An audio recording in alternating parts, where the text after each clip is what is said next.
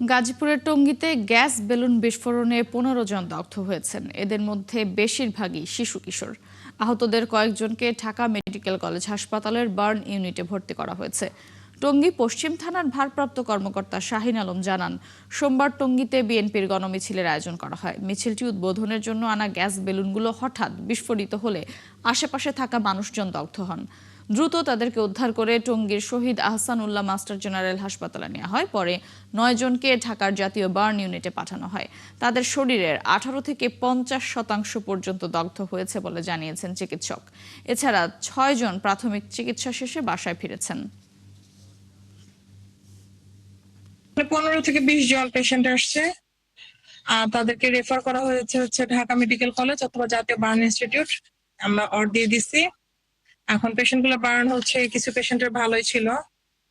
আমাদের মানে এরকম ডকুমেন্টেশন নাই যে এরকম আমার কতটুকু কি, আমরা সবই রেফার করা হয়েছে। তো আনুমানিক 18% থেকে 50 আপ এরকম আছে।